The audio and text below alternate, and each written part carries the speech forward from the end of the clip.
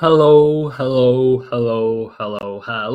How's it going, people? Welcome to the stream. Welcome. We're back. Yes, we are back. We are finally back. Took a few days off due to some health issues, due to family reasons and all this stuff, but we are back. We are here. We are live. And of course, we're gonna talk about Arsenal. What else? We are in the international break, 11th of October. Arsenal are not playing, so I thought, why not just do a mini summary of what is going on regarding Arsenal so far, because we have now had some, to put a lack of a better word, bigger picture, let's just say, to assess things, to look at the situation that Arsenal are now currently first in the table. Before the previous international break, we were second, lost to Liverpool. We went into the international break on a sour note. Right now, we have gone into the international break, actually being top of the table. So definitely there is stuff to discuss, there is stuff to talk about, and there's stuff to actually that's very interesting, because today we're gonna talk about Arsenal season so far, the positives, the negatives, some worries we could potentially see moving forwards, and all that good stuff, of course. So we'll see what is what. We'll see where this leads us. But for today, simple talks, random talks, and here we go from there. Big up, coach. Oh, tomorrow, 37. You're getting old, man. You are getting old. It's not great, but it is what it is, I guess, at the end of the day. It is definitely not great, but we are getting old. I'm not gonna lie. But big up to you. Happy birthday for tomorrow. Hopefully tomorrow as well. Hope you have a nice celebration. You relax, chill, and celebrate the 37, the big 3-7. Big up Sheldon. I was hella bored looking for a move, and I get this notification. Thank you, I guess. Thank you. But yeah, I was sick basically, and there's a bug going around overall in the world at the moment. It's autumn and everything, and some people sick in my family, I myself as well to be included. But I'm better now, so I just went live. I just went live to talk about Arsenal and everything, because it must happen. It must happen, people. Big up AJ. Hope you're doing well, people. Like the stream and subscribe if you haven't already. And of course, don't forget to leave your thoughts down the live chat so we can tackle them. We can discuss them in general. It doesn't matter. We talk about Arsenal, we talk about Premier League, we talk about football, just football talk. But of course, mostly it will surround Arsenal. I just put it that way. Big up Nems. Hope you're doing well. Big up AJ. Big up coach. Big up Fusion is not jazz. Big up. Here we go again. Big up everyone. And but what do we think about Arsenal's season so far, people? What do we think about Arsenal's season so far? Because it's arguably a bag of mixed emotions to a certain extent, isn't it? At least for me personally, it's a bag of mixed emotions. Not sure how to feel about it yet. Yes, we are, 7 in Premier League, 2 in Champions League, 1 in Carabao Cup, 10 games into the season. We are 10 games into the season. And I'm kind of conflicted, to be honest. Kind of conflicted about Arsenal at the moment, because you can see some glimpses of hope. I'm not going to lie. You can see some glimpses of hope, some positive signs. Then again, at the same time, you can see quite a bit of the ugly stuff still going around and everything. But obviously, ultimately, it's too early to judge long term, because during the season, we play 50 odd or so games at least. And we are in the moment only 10 in, so we have played about 20% of the season. So it's not that big of a pool, but there's already a pool of some sort of a way that we can try to make some assessments. Let's just put it that way. So still too early to judge. It is still too early, but 10 games, it is a bigger pool than we used to have, and we can actually make some judgments in those terms. Season is excellent. Our team's bloody mad. Season is not excellent whatsoever. Season has not been excellent. If it was excellent, we would have beaten Liverpool. We wouldn't struggle as much against certain teams, and we wouldn't struggle so much from open play in general. Gyökeres would have more goals. We would play for Gyökeres, not just put him in the team and just pray for the best. And there are quite a bit of issues, but we are getting over them. That's the nuts part, and let's see how long term that gets resolved or not. Do you think Arsenal can win the league? They can win the league. Under this manager, not sure. I'm not gonna lie, definitely not sure whatsoever. Big up Rasta. Just left for Comic-Con. on my way home. Had to check in. Big up to you. Big up to you. Just left Comic-Con. How was Comic-Con this year? Never attended it. Never pay attention to it. But how was it for you, my man? Big up Vigilante. Hope you're doing well today, my bro. People, go subscribe to Vigilante as well. Vigilante gaming channel, Vigilante Talk Sports, both of the channels. Does nice streams regarding Arsenal, regarding rugby, and all these shapes and forms. Subscribe to Rasta Stocks as well, Resident United fan in the chat. So his season definitely is not going too well. So definitely show him some love, people. My biggest problem with this season is what he did against Liverpool and Man City. Yeah, I think the overall, definitely that is one of the biggest issues at the moment. One of the biggest issues, I would say. If we exclude some, let's just say, I don't want to say minor things, but in general things like certain subs, like certain player rotations, certain starting 11s, in general, yes, the Liverpool and Man City games are a bit of a thorn in our sides in those times, 100%, because Liverpool was there for the taking, City, well, shadow of doubt as well, was there for the taking, and, well, we decided not to do it. So definitely that is the big issue in those times, without shadow of a doubt. So far it's tense, the biggest in the divide between the fans. The other is unknown whether Arteta can bring it home. Exactly. And that for me is the biggest thing. When people ask me, will Arsenal win the league? Can Arsenal win the league? I believe that Arsenal can win the league without shadow of a doubt personally. It's just, for me, it's the question about, well, can this manager do it? Because for me, this manager hasn't won anything with this team to actually give me that sort of a hope, that sort of a trust that we can actually get it over the line in those terms. So I think that at the end of the day is the biggest question, because if we strip it down to simple basics, managers needs to win, the club needs to win, and managers at the wheel, still question marks. Quite a bit of question marks. And again, as always, more questions than answers if we are looking at it those way, in those terms. Here is Rasta Stocks link, people. Go subscribe to him. Here's Vigilante's gaming link, people. Go subscribe to him. And here's Vigilante's sports channels link as well. Go subscribe and show them some love, people. Nice to see you spend some time well. Nice relaxing time away from United. That's always a nice thing, I guess, for you. But yeah, big up. I'm glad you enjoyed it. Who you think wins the World Cup? Oh, bloody hell. World Cup is next year.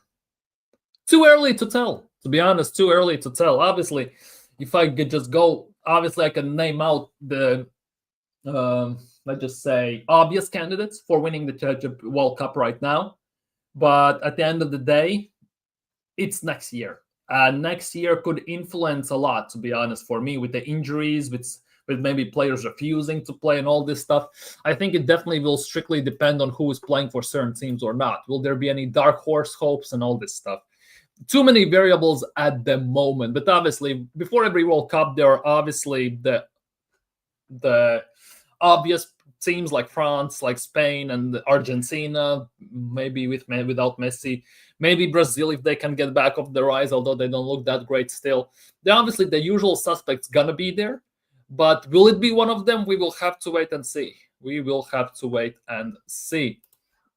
Now, Fulham next, who I'm a bit worried. I am worried about Fulham, definitely. Fulham in general is a very tough team to play. And over the last few years, we definitely have been in this situation when Arsenal struggle against Fulham, home and away, ironically enough. So coming after from international break with Saka, with all these players going out on international break, when you could argue that Fulham don't have as many per se, it definitely is going to be very interesting, because after international breaks, definitely teams tend to struggle, especially the big teams, because most of their players go out to international breaks.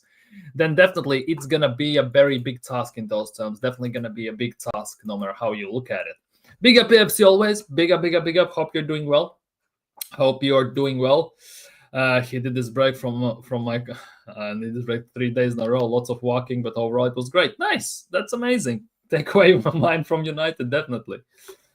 Yeah, we never play well at Fulham. To be honest, we don't play well them at home as well. So yeah, it is a bit of a rough one. Top Reds out, top Gooners out, and let's get this trending. Oh, 100%. All of them out without shadow of a doubt. France for you, interesting. France for you. Will be definitely interesting. But yeah, definitely France obviously will be the straight on favorites, but I'm not too sure. With France, it's a hit and miss, and with every team, it's hit and miss.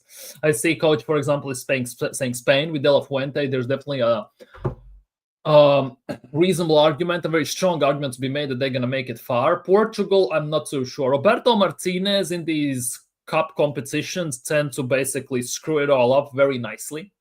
And we have seen it with Belgium, and I'm not too sure he can do it with Portugal as well. Somehow this guy is also failing upwards, which is quite ironic and weird. But hey, if he wins, he wins. But personally, at the moment, I just don't see it. I'm not worried until the result. Fulham not when they beat us. If they beat us before the game, we will win always.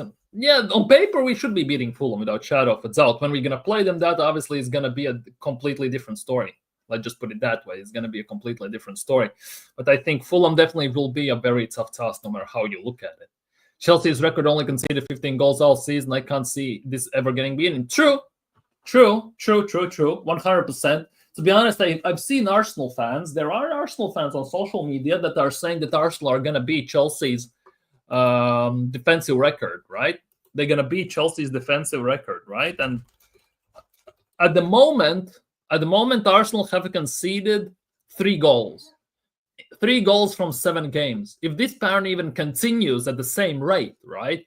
We're going to concede what times 5? That's 15. Like we could actually, we would need too many clean sheets to do that.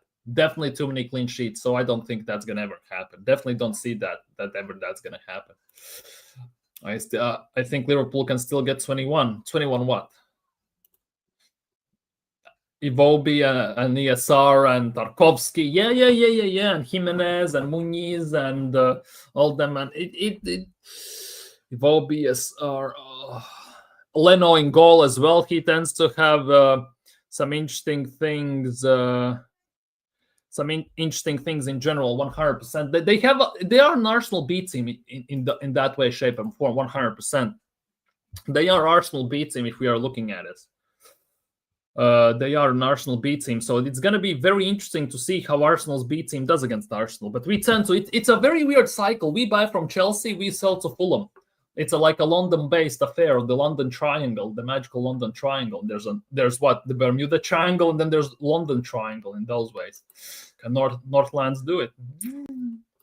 True, I'm forgetting Martin. Yeah, that for me is the biggest thing. Roberto Martinez is that type of guy, and hence why I'm calling Mikel Arteta the Roberto Martinez, because Roberto Martinez had Belgium's golden generation and he did nothing with it. Let's be real.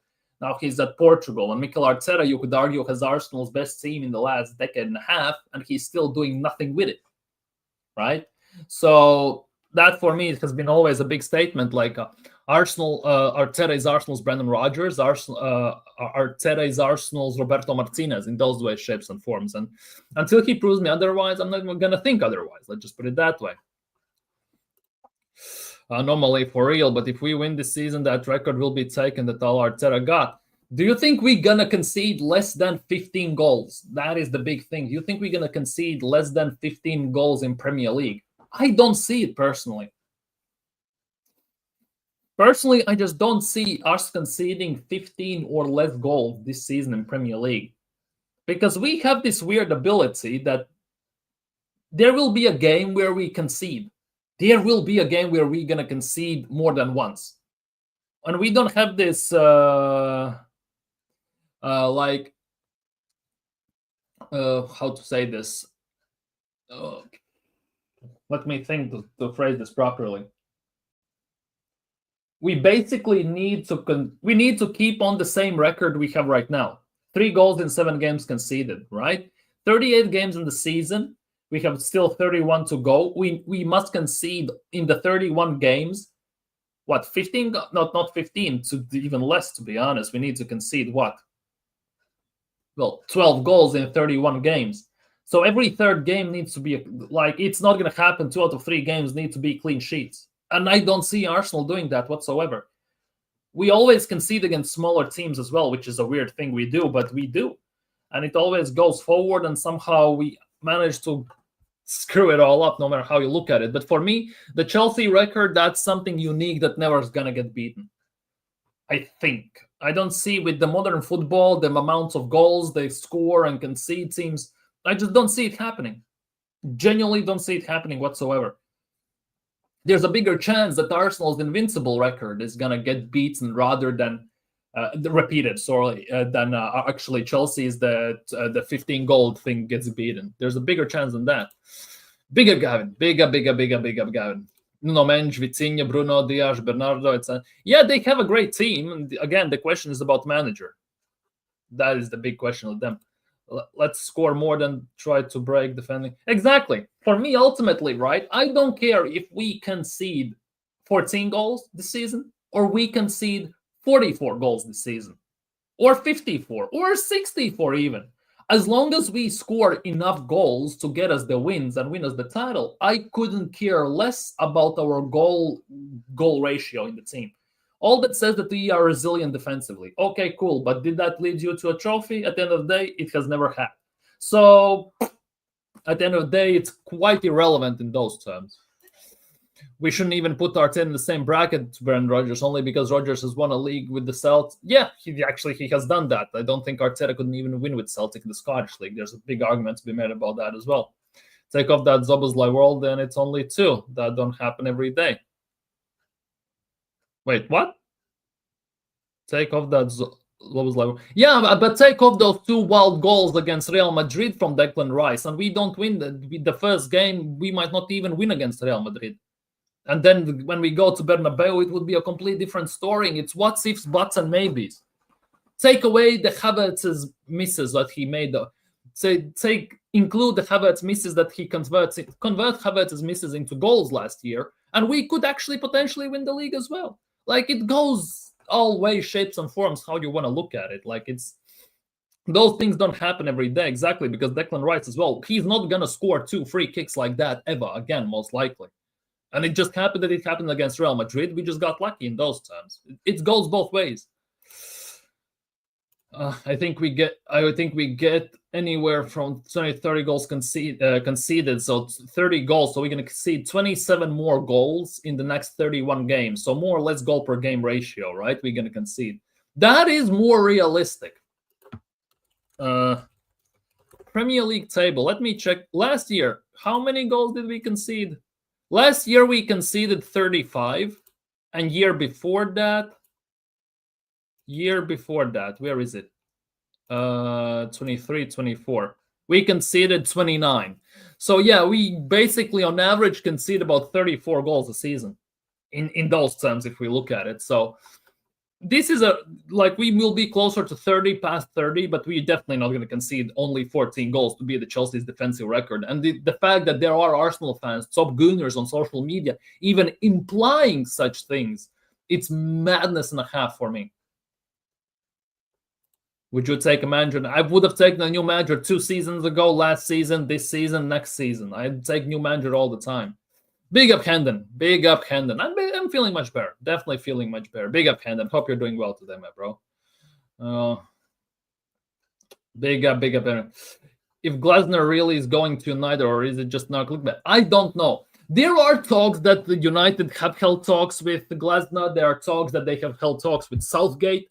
There are lots of talks about United getting a new manager. Then at the same time, Ineos come out and not Ineos, what's his face? Media comes out and says that Ineos have full faith in Amorim and they're going to keep him till the end of the season, at least.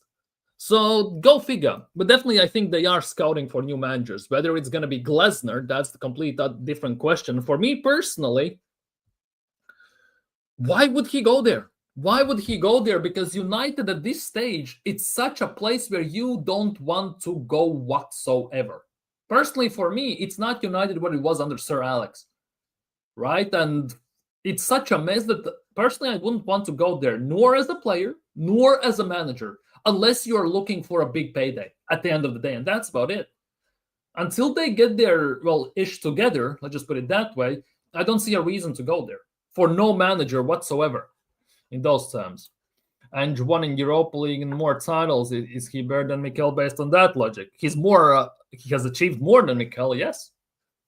He has won Europa League, something Mikel Arteta hasn't done. And wins. Anstead himself, he always wins in the second season. And he did it. Everyone laughed at him, even including myself, but he actually got it over the line. Let's just put it that way.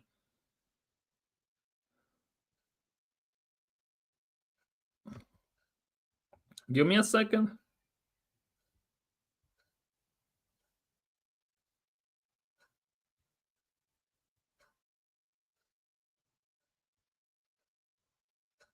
Uh,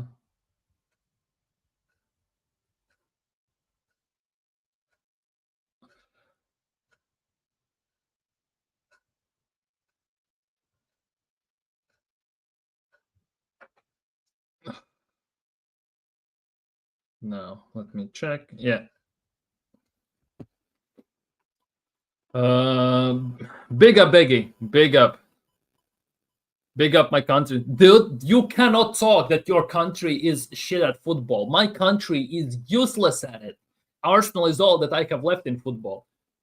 I'm not gonna lie, I'm in the same boat, and to be honest, my country is even worse in those terms, 100%. My team today against Andorra, it was pain and a half. We basically pulled an Arsenal. We played uselessly for the first half an hour. We conceded a goal against goddamn Andorra. Then we scored twice. We scored a third, but it was offside. And then our goalkeeper got nutmegged, and we conceded a second, and the game finished 2-2. It was embarrassing to watch to a certain extent. We are such a bad team that we have no idea how to play as the main team. You know how every game you have your favorites and your underdogs. Let's just say Portugal plays against Iceland, like, and Portugal are massive favorites and all this stuff. Against Andorra, we are the massive favorites, technically. And plus, they had a full squad of 21-year-olds, 20-year-olds, very young squad, and we don't know how to play that role, and we absolutely got done over in those terms. Absolutely, absolutely got done over in those terms. Like, it was pain and a half. I was watching today with my son and everything, and yeah, it was wild to say the least. I'm just trying to look to the positive side. I totally understand that. Glasner's waiting to win Conference League first with Crystal Palace before doing anything. To be honest, if Glasner wins Conference League or any other trophy at Crystal Palace this season, he's gone at the end of the season to any club that offers him bigger money, because he will prove that he can do it on the big stage. He already has won Europa League once with Eintracht. He promoted, I think it was Lask or something like that, from Bundesliga, Austrian Bundesliga 2 to main Bundesliga in Austria. He has won now the FA Cup with Crystal Palace. If he adds another trophy this season, or even gets close to any trophy this season, he's gonna get a big offer from someone as well. Of course, Angelan. So my country, and we have Patrick Kluivert as the man. Oh, Singapore, you have your Singapore manager, like, dude. I have seen on social media Kluivert out and stuff like that trending as well at times. Like, it is wild what you got. Man United should get Simeone. Not sure that would help as well, because Simeone definitely is not going to click with the team. He will demand, first things first, big salary. Obviously, United can pay that, but he's a no-nonsense type of guy, and he's going to genuinely go up. He's going to go up and punch up everyone. Definitely. Indonesia. Yeah, Indonesia. Why am I thinking about Singapore? Why am I thinking about Singapore? Might be because I watched the Pirates of Caribbean yesterday. Maybe that's why. That's my bad. Sorry, that's on me. Fully on me. Southgate as Arsenal manager. Dude, I just rather grind my nuts on broken glass than have Southgate as the manager. Seriously. I will quit being an Arsenal fan if Southgate becomes Arsenal manager. Seriously. Would you take Ange here? To be honest, to a certain extent, yes. I can see argument to be made. If that was be all end all last option, yes. Otherwise, no. Because if Glasner is available, Simeone, anyone else is available, I would take them. But let's just say we sack Arteta and he's the last option on the table. Why not? 2 seasons. If he wins in the second season, great. He would actually play attacking football for a change. We wouldn't be watching this crap. I wouldn't take Ange, but he's better. Exactly. But if be all end all, if push comes to shove at the end of the day, if he's even the last man on the list and we have gone that low, why not? Why not? Why not? Spain 1-0 up on Georgia. Damn. Spain under De La Fuente, that is a poetry in motion to watch, to be honest. Spain under, under De La Fuente is a poetry to watch. in those terms. But yeah, Estonia about to go 2-0 down against Italy. Moiskin scored. They have a penalty right now. Moiskin got injured as well, unlucky for him. It looks like Mamardashvili in goal saved the penalty for Spain as well. I'm just looking at results at the moment. I'm very sorry, guys. Zubimendi and Merino are starting, of course, for Spain. Let's see if they can score once again, as they tend to do at times. What else is happening in football? Turkey are 1-1 against Bulgaria, which is interesting. Kirillov scored, and Arda Güler from Hakan Kalhanoglu's assist scored. So yeah, international games are going all around. World Cup qualifications are in full motion. All our clown needs is a trophy, and the narrative will change. I'm not taking none of these buffoons over Arteta, even though I want him gone. Trust me, I will. Like, for me personally, Arteta doesn't need any trophy for me. For me, Arteta to stay, as much as I would still kind of be against it, basically for him to prove me wrong, Arteta needs to win Premier League or Champions League. First things first, Champions League, which we have never won before, seems already very preposterous in those terms. Premier League is kind of the most obtainable option in those terms, right? If Arteta wins Premier League, I will sit here and say he actually did it. We can give him one more year. For me, if he wins Carabao Cup and FA Cup, I would still want him gone. For me, it's not any trophy. For me, it's not enough anymore. After $1 billion and after all this time, you need to win majors before, and that's about it. That's the bottom line for me personally. I just put it that way. Who wins? Europeanism versus Americas versus Africa super teams. Well, if you do the at the moment all-time best Premier League, European footballer 11 at the moment, all the best against America's most pretty much is going to be South Americans of Brazil and Colombia and all them men there against Africa, who actually have a very decent team as well. It actually would be very interesting to see how those 11s and the team of 18, 22 people would look, who would be the manager, and how it all play out. Because Europe's 11 would be insane. America's 11 also would be absolutely nuts, to say the least. And to be honest, African team as well, they would have some massive team, a very insane team as well, to say the least. So definitely would be a very interesting thing to watch and do. Penalty to Spain could be a cricket score tonight. Nah, it's not gonna be. It's not gonna be.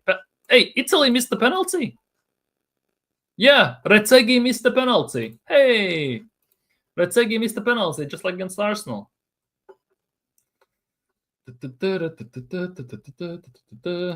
Simeone most likely ends up at Don Humberto not actually get on.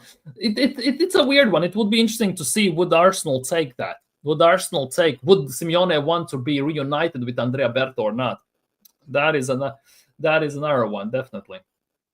George's goalie saves the penalty, so still 1-0. Okay. 15 likes. Big up to you all, people. 15 likes. Can we push it up to 20? Would be phenomenal. If Arsenal takes Sully as manager, I'll take haters watching football, dude. I am literally, and I kid you not, I became an Arsenal fan, right, in 2002. 2002, right? And at the time, Arsenal was not the only team that I supported. In general, watching just sports news, it was also AC Milan. It was also Valencia in La Liga. I'm not gonna lie, it's not great choices. But at the same time, I would definitely move to La Liga or Italian team, because if Southgate becomes Arsenal manager, we might as well fold the club, throw it in the trash, and just lock it all up. Just putting it that way. I will not stand for that, without shadow of a doubt. This channel would not be. Luckily, this channel would be renamed, rebranded, and there will be different types of stuff on here. Big up, people. Like and subscribe. Even if he wins Champions League, he would still only be 2 trophies from a possible 26. Yeah, in overall things, that's not good enough. I totally get it. In those terms, 100%. But if he wins Champions League, that would actually show, at least to me, that he can actually do something. he can get it over the line against the biggest oppositions in the toughest of times, right?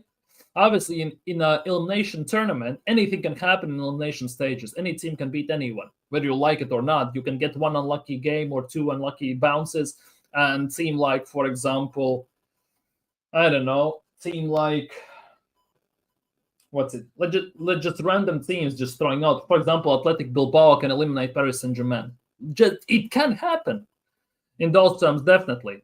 But overall, 2 out of 26 definitely would be still not good enough. But if he wins Champions League or Premier League, for me, it shows that he can do it. He can get it over the line. He's in a spot where he has figured shit out. Let's just put it that way. And I would give him one more year. I just put it that way. Yeah, Africa's front three would most likely be Salah, Osimhen, and Lukman. 100%. I think the Ola Aina, their defense would be a bit rough. To be honest, on the right wing, I would take Mahrez over Lukman. But Salah plays right wing. Lukman has to be left wing. I would take Mahrez definitely in that team somehow. I would take Diego Simeone. Yeah, definitely. I would do as well. Definitely, I would do as well. But will he want to reunite with Andrea Berta? Will he want to do anything in those shapes and forms? I'm not too sure about that. By the way, Ireland is playing Portugal at the moment in Portugal. Wonder how Shane is feeling. Because I think there could be something to it. Although, yeah, Portugal are absolutely pamming Ireland, so that might not be the greatest of matches if Shane is watching. If Arsenal men get Southgate, I would only support Arsenal ladies. No joke. Trust me, not that far off.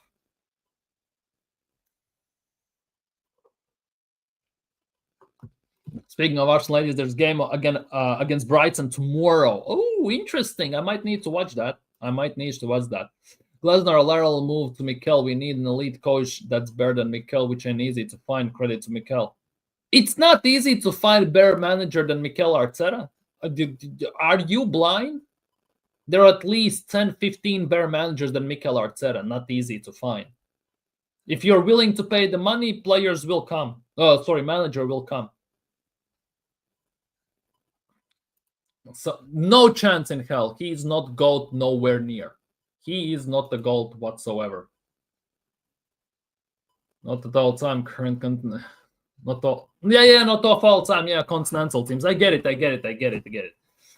And to be honest, this and this, because I remember this as well. You said yourself, Nems, that Salah is overrated when you were Nems AFC. So don't chat shit here. Glasner won FA Cup, so did Mikel. Yeah. Yeah, but how much time has Glasner had at Crystal Palace? How much money has Crystal Palace spent? How much pressure was there on Crystal Palace to win anything? Pressure makes diamonds, and to some extent, Glasner has proven. Glasner has won Europa League. What has Mikel Arteta won? Glasner has won Europa League with Eintracht. By the way, Mikel Arteta was in Europa League and he did nothing there. Take 2 of 2 trophy out of 26 with how many challengers? He isn't standing alone taking shots at these trophies for FA and Carabao. You have 3 whole leagues. Prem has at least 37. Champions League has the 2 out of 26. Yeah, he isn't standing alone taking shots at these trophies for FA Cup and Carabao Cup. Many teams are taking shots. Arsenal as well. Arsenal are one of the favorites every time going in. So we should be up there, at least in the final minimum. But when you lose to teams like Man United, to Nottingham Forest, Southampton, when you lose to teams like Olympiacos, Villarreal, and all these places, it's unacceptable. Glasner, Eddie Howe, Don Carlo, Conte, Hansi Flick, Luis Enrique, Inzaghi, Zidane, Simeone. Yeah. There are loads of them. Slot took over Klopp's team. Very underrated metrics. Bloody hell. So we gonna ignore the fact that Jurgen Klopp basically ran the team into the ground, and he needed to rebuild that team. Slot had to rebuild that team, and he didn't do it in that window. He just signed basically Chiesa, and he still managed to blitz the league with his eyes closed, pretty much. We gonna ignore that, right?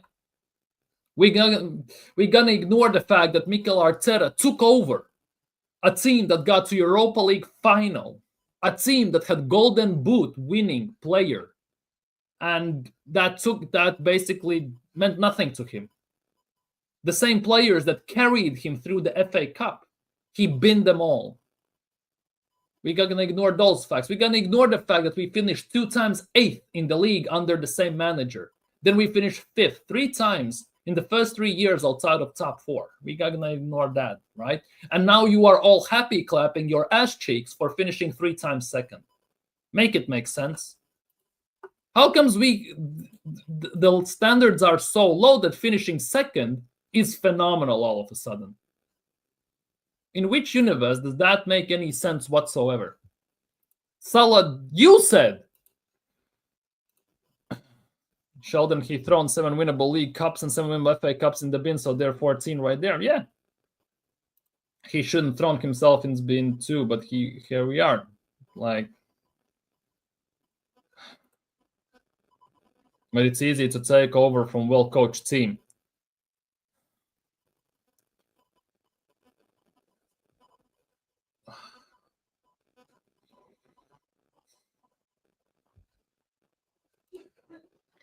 What's your views on what is about to happen with the Emirates in 2027? I have no idea. I had spoke about it on the last stream we did, that it's weird.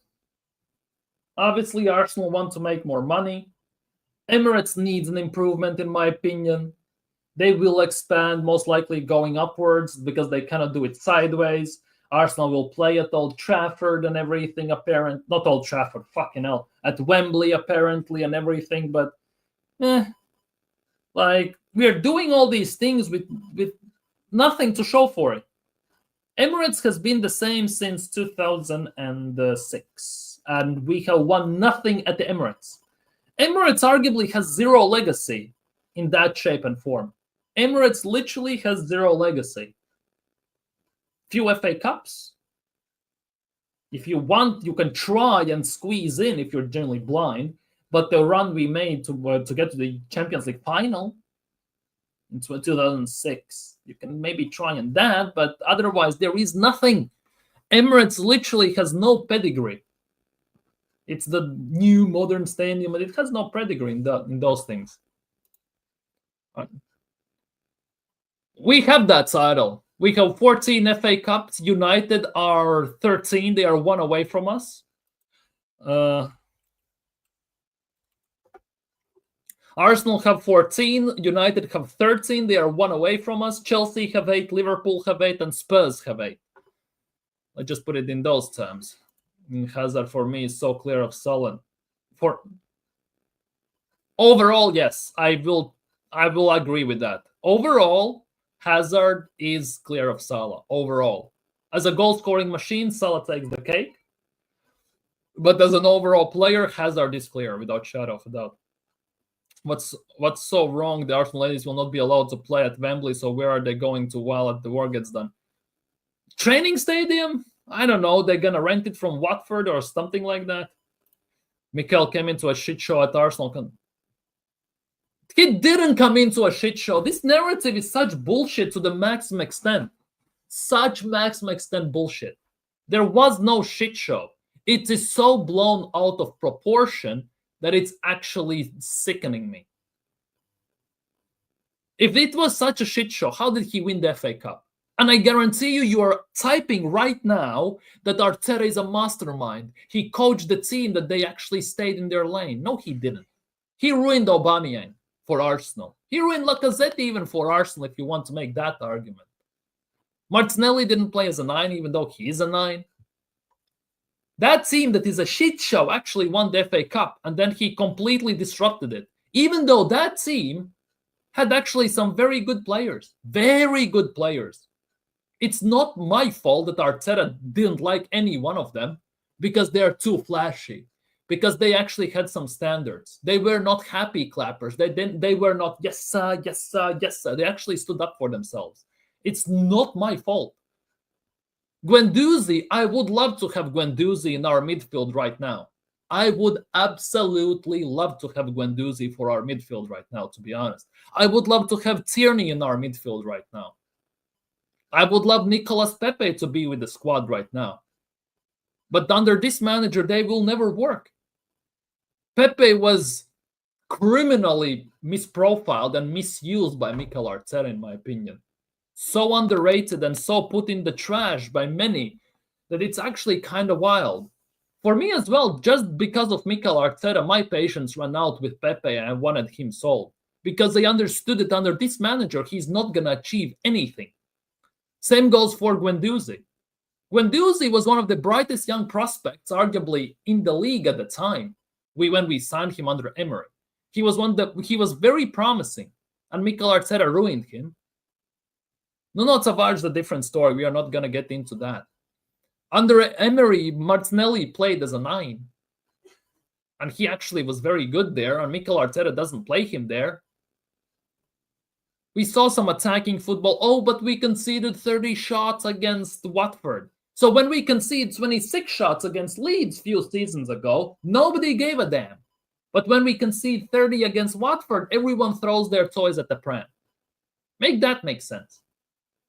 Like, it doesn't work like that. Genuinely doesn't work like that. At least for me. Stop saying we think it's phenomenal, bro. These are your words. You're impressing no on wait, what? I don't get it. The shit show won him. Yeah, exactly. Big up Tyrell. Hope you're doing well today, my bro.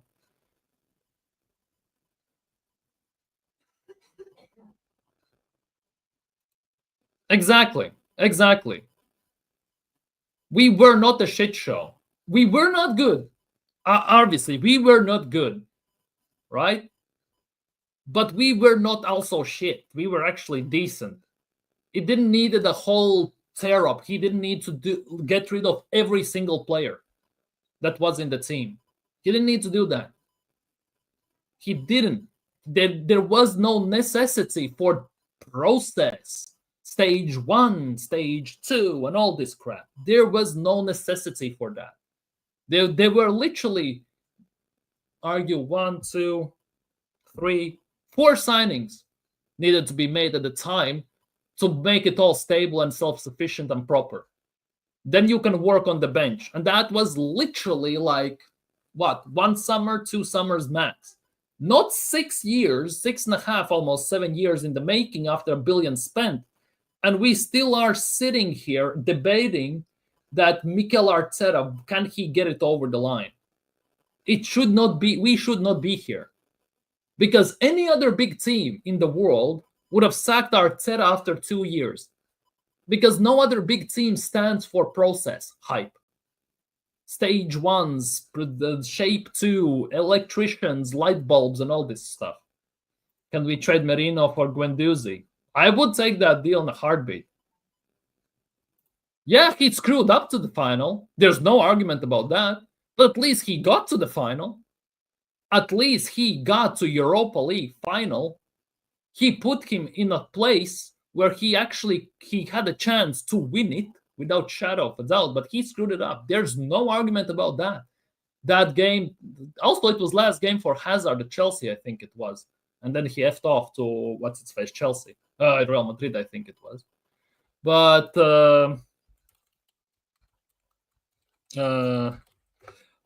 yeah, overall, it is what it is in those terms, without shadow of a doubt. But in those terms, you cannot sit here and tell me anything else. Like, there's no argument that he screwed it up, but Mikel Arteta cannot even get to Europa League final, nonetheless Champions League final. He stops in semifinals.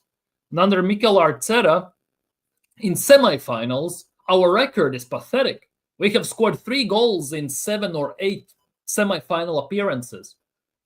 And one of them has been a penalty against Villarreal, by the way. Like, it's not great. Definitely not great. Can we please trade Noni for Pepe? I would love that trade, to be honest. In a heartbeat. The way Pepe is playing at Villarreal, it genuinely brings tears to my eyes because I can see what he is actually. Something similar to what he was at Lille, because they play him properly. The system he plays in plays properly. He's utilized to his potential. That is the case. That's the biggest problem with Arsenal under Mikel Arteta. We don't play the game. We don't play in a style that helps to players to play to their strengths. We play just to play to get the result.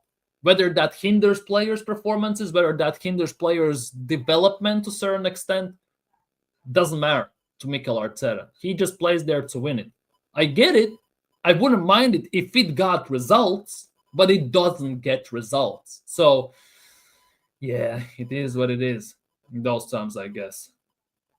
Yeah, people, go subscribe to Tyrell Gunner TV, people. Go show him some love, another Arsenal fan out there. Come on. Go subscribe, show him some love.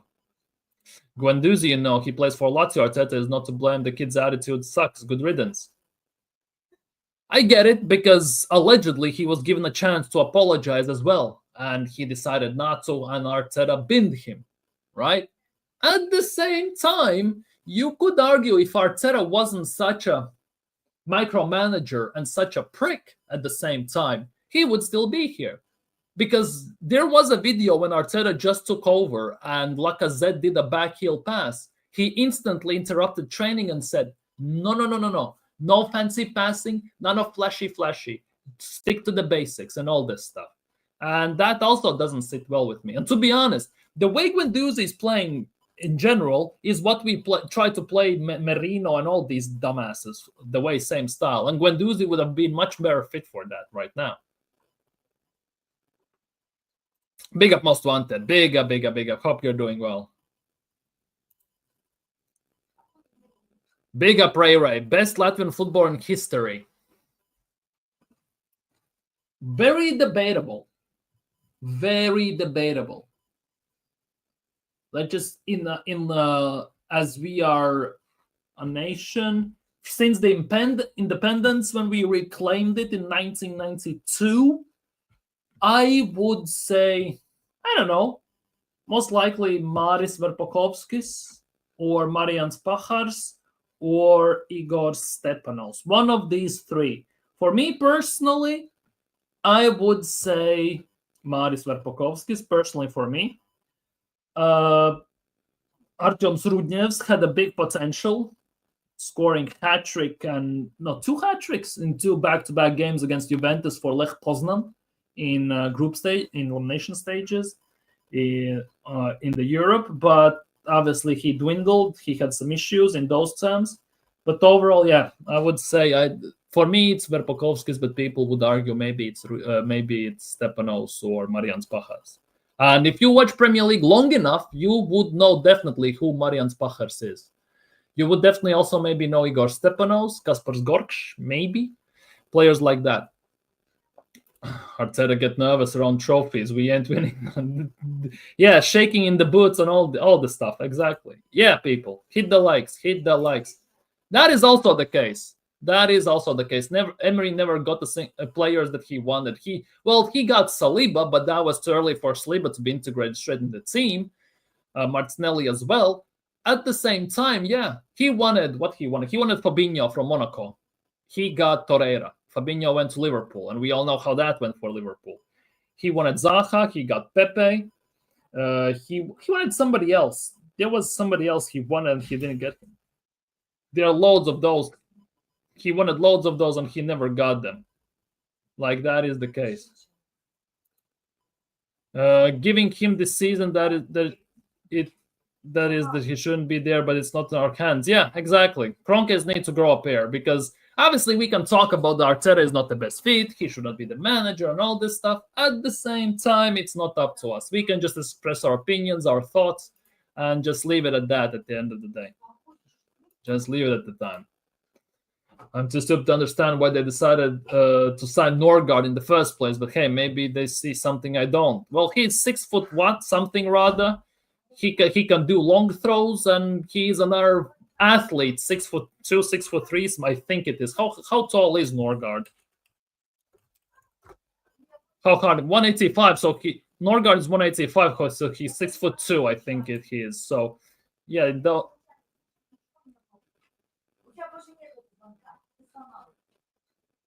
so yeah, so definitely it is what it is in those terms. We'll see.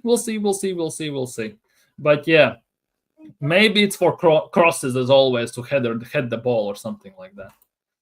The moment he throw the League Cup in the bin, right? Oh, Arteta sets a new Arsenal culture. Credit goes to him. To him for Saliba, Saka, Timber, Gabriel, Raya, etc. All signing new deals means guys like trust Mikel. I don't see it that way. He must be doing something right, my man. For me, now, Saliba was pretty much gone from the club, but Ben White was useless as a center back when he just came in, and he got put to the right back, and Saliba just had to be put into the team forcefully to some extent, so he was there. Saka also output-wise, he has improved / stay the same. Game performance-wise, he has definitely dwindled. Arteta has definitely run down Saka's career, definitely. Not in those terms. Timber, we'll see, but he so far has been a good signing. Gabriel, that was the only good signing I would say Edu has made under Arteta for sure. Raya as well, I don't think. Raya as well. Raya is the nuts part. We signed Ramsdale because we couldn't get Raya. That was the first things first.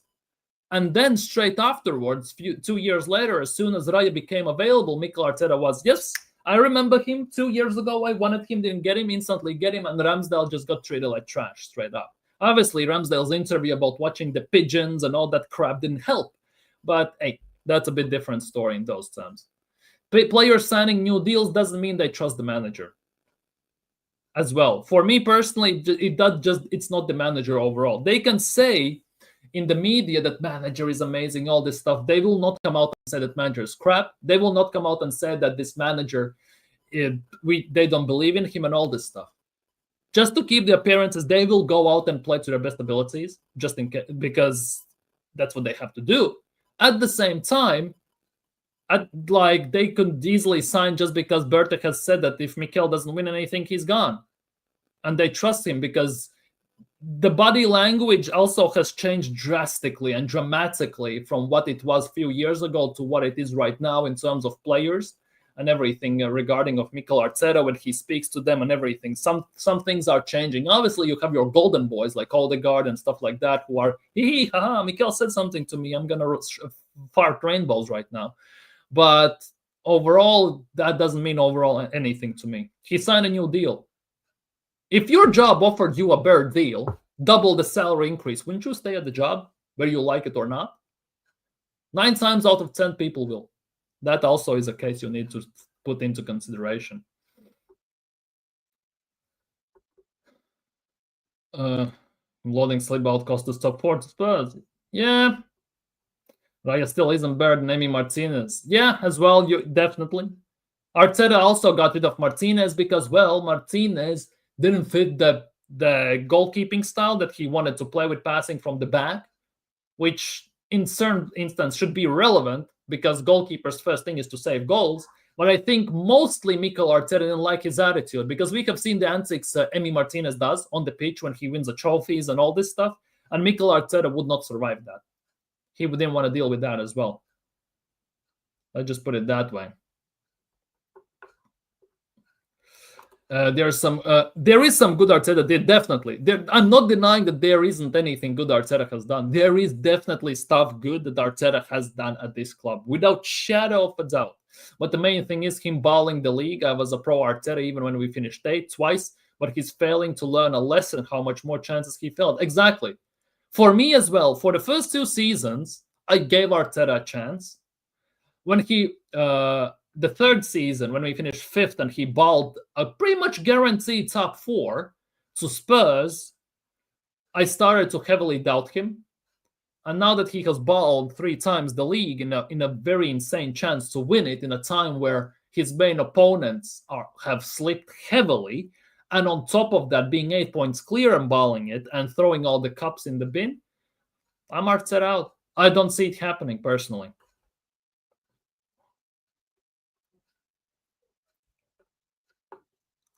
Emery would have won a Champions League with this billion. He would have won definitely more than Arteta. Champions League, I don't know, but he definitely would have won much, much more than Arteta, without shadow of doubt.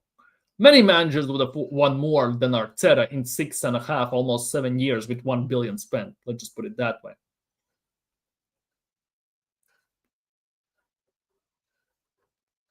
I just say, this is my biggest problem. If Emery had won the FA Cup that season, he wouldn't have got all this time and money. Yeah, most likely. And that is the biggest thing. And to some extent, I also believe that it was never going to work for Emery at Arsenal. Because if we look at this from a different perspective, at least for me, Emery was like a rebound. You know, like you have a long-term relationship, you split up, you feel weak and vulnerable, you have a rebound, which is very bad for you, but it's good for you, like, in general, but you never accept it as your next big thing. And that it feels like what was Emery for Arsenal fans, because they started to mock the way he said good evening. We all know that he started to mock what he was saying. The players, Ozil saying to him, I will be here long after you are gone, and all this stuff. Players also start to disrespect him and all this stuff. Like, it wasn't pretty in those terms, but it wasn't such a big shit show as people want to portray it to be. Let's just put it that way. Because there was also good chances we could win stuff under Emery. He didn't even get 2 years overall. Let's just put it that way. And if he had gotten the same backing from the Cronkies, if he would have gotten the same money from the Cronkies as Mikel Arteta, I would put a very strong argument that we would have won more than Mikel Arteta has won in almost 7 years at Arsenal. 7 years, you know. It's insane to think about, even 7 goddamn years. We have to win without shadow of a doubt. If we don't win, it's all done and dusted. Like, instantly done. Instantly done. The main issue is here we cannot trust Arteta because he's proven us time and time again he's a serial baller. I believe we should have added 3 league titles to our cabinet. Yeah, for me personally, it should be at least 2. We should have added to our trophy cabinet in the time Arteta has been here. 100% we should have added at least 2 league titles. I definitely will stand by it, and I will stand on that hill until somebody kicks me down from it, without shadow of a doubt.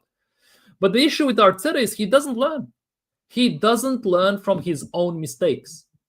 Because we see the same mistakes game after game, week after week, and the nuts part is season after season, year after year, and nothing has changed. And this is the biggest reason why I don't believe he's going to do anything. Let's just put it that way. Our squad is insane. Our squad is big. Definitely. Is it fully ready? I don't think so. Is the backups fully proper for every position? I don't think so as well. But in terms of bodies and the team, that this team should be winning without shadow of a doubt. Will they be winning? Not so sure. People forget, especially the heterosexuals, that when Emery was manager, he had no say on the players brought in. Yes, he had 0. It was Sven Mislintat and Salnehi, handling the recruitment. Exactly. He had no say whatsoever. He got absolutely aired and ghosted on those things. Literally 0 say on what he wanted and what he needed. And hence why there was that he wanted Fabinho and he got Torreira. He wanted Zaha and he got Pepe and all these things. Like, if Emery had as much input as Mikel Arteta has, even on player recruitment in general, we would be looking at a completely different picture, most likely. Let's just put it that way. I don't want to sit here and complain about Arteta, but he's given us mentality, at least if he picked up. Yeah, exactly. Would be a little more confident. Exactly. Because winning breeds winning no matter how you look at it. Because once you win, you want to win more. That goes without saying. It's just like you do everything in life. As soon as you do something which you were learning to do for a long time, You want to do it again and again and again, and you want to improve on it. Let's be real. But we haven't done none of that. This team as a whole unit, because we have had most of the core players here for quite a while, have won nothing. And they even haven't lost, to be honest. They haven't lost the final. They haven't gone and won, let's just say, lost the Champions League final, FA Cup final, even Carabao Cup final. They have not experienced nor the positives of winning the cup, nor the losing aspect and the pain that it gives you when you lose a final. They have not experienced none of it. So they have no base to go from in terms of what it takes to win, and also the pain that would push you forward when you lose a final. Because I can speak, at least for me, from experience, the finals I have won and the finals I have lost, I use those two as a motivation to win and go and to try to do better next year in that tournament. I have done it countless times, and it has mostly been my main motivation at the end of the day. And it helps because you can learn more from, sometimes you actually can learn more from victories than defeats. And people say, oh, we lost today, but we learned a lot. Sometimes from wins, you actually learn more than from victories. Many times people overlook the victories just because they won. They just move on. But sometimes from victories, you actually learn more than from defeats. From Rio to Arteta, I've never been anyone's army. I support the badge. Simple as that, exactly. I'm Arsenal fan, not Arteta FC fan at the end of the day. She was the only...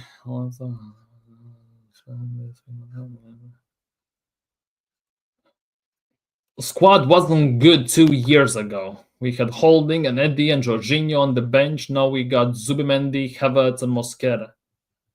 Skelly, White, Madueke, Trossard, Merino. Yeah, we have seen how Merino does in the midfield. It's a disaster in general. Havertz cannot finish his dinner in the attack. That is going well. Zubimendi, still, I'm not convinced because he doesn't feel like he's cut out for the league. Mosquera, we'll see in a few years only. Skelly, I don't know what he has done to Arteta, but he's not playing.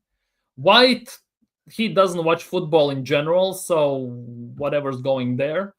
Madueke, well, he can do the first part very good. The second part in the final pass and scoring, that is just as useful as an umbrella on a sunny day, basically. And Trossard, well, he arguably still can do the job, but whenever he plays, you don't know. He's too inconsistent. And that is the biggest worry still. Explain how the squad is insane. We're still 2 injuries away, Rice, Saka, and or Gyökeres from fielding average players. We have more filler than killer. That is the other thing. Now, if you want to look at it this way, yes, because if Gyökeres right now, God forbid, by the way, even though he's not scoring, but God forbid, goes down with an injury, Merino goes up top. We are in that position. Rice gets injured, Merino plays in the midfield, and we are playing a Sociedad midfield. Saka gets injured right now. We technically have no right wing because Madueke is out as well.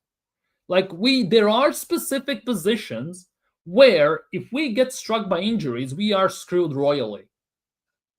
Let's be real. We have more filler than killer. That is just... Hendon generally should write a rap song about Arsenal and this stuff. Genuinely, his lyrics are mad. We have more fillers than killers in the squad. And that is the case. And you could argue we don't even have enough killers up top in the main 11. Because we not play on Gyökeres, so he cannot show his own killer instinct. Saka, it is what it is. He gets triple teamed, and Arteta doesn't allow him to do those things. Martinelli, well, he's from Bolivia, so who knows? Trossard, he is just like still half drunk half the time. So yeah, it is a rough one, genuinely.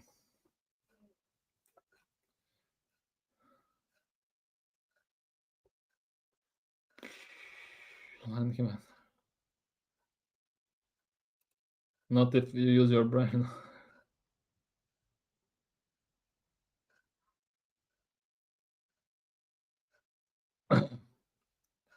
We have more filler. I love that. Yeah, that's a nice one.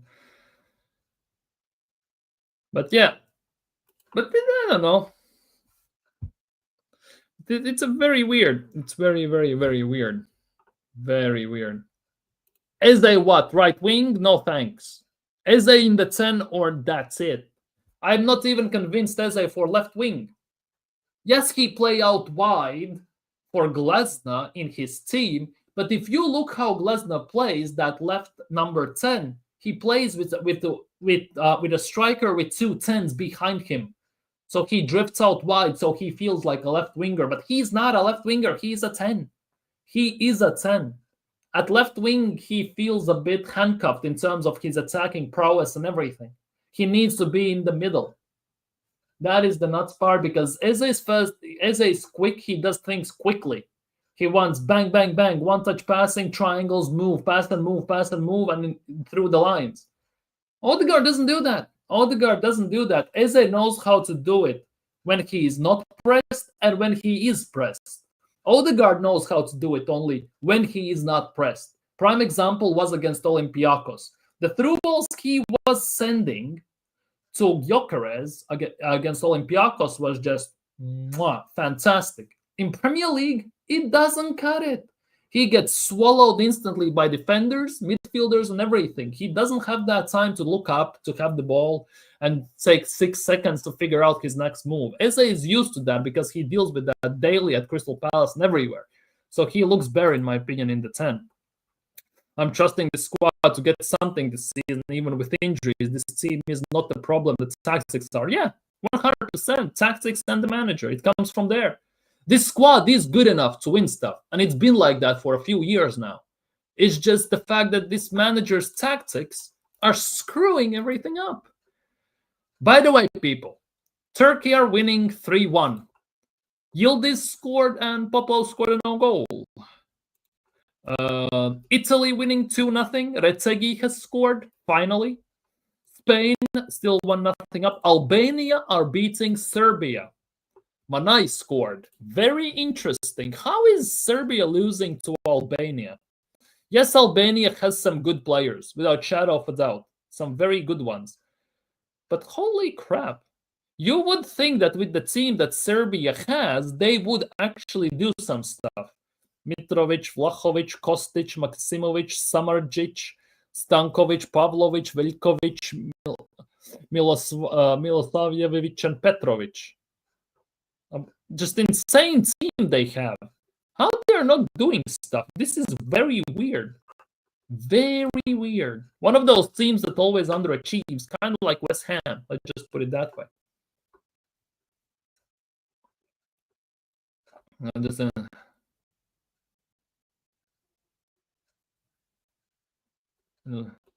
I will say it again, the next manager gets 2 years if they are judge obvious for possible title one. Yeah, exactly. Managers in general should be getting 2 years, and after that, you should be getting either extension or you are getting sacked. You're getting let go for free, basically.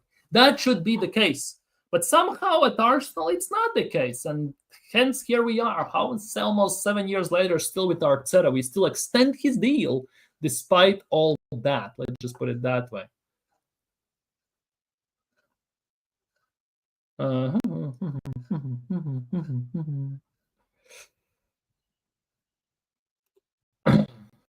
He needs to play more attacking football. Yeah, we're not Stoke City FC. If you believe that this tactic is sustainable, like he needs to open it up without shadow of a doubt. He needs to open it up, and not just by a tiny bit, but fully.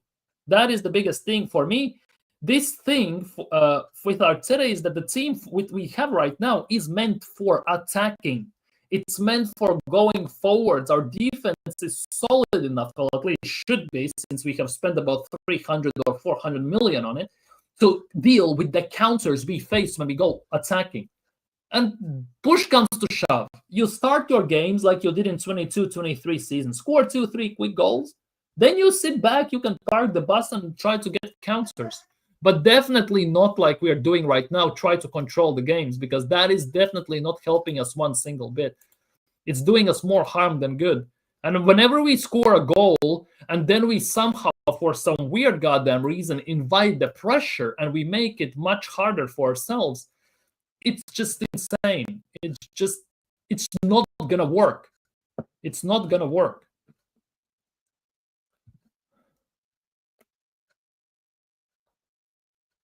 Yeah, I can say that definitely.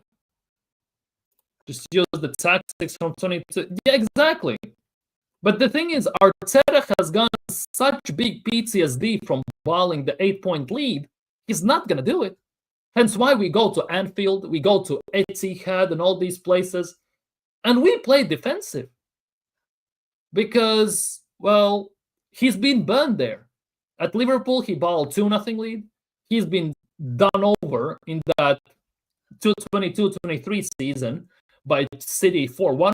He got done over 4-1 when Rob Holding scored the only goal. He got done over there. He has massive scars, and he just is afraid. They are not fully healed. They are not healed whatsoever.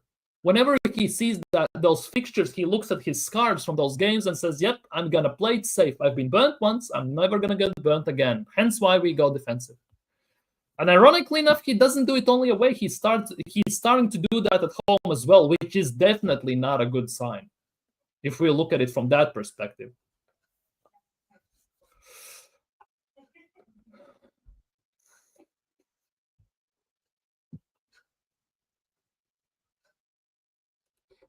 But yeah, it's very weird. It's very weird. But like, the nuts part is like, if we had any other manager instead of Arteta, and then he didn't have this type of PR and everything he's having, no manager wouldn't be here that long.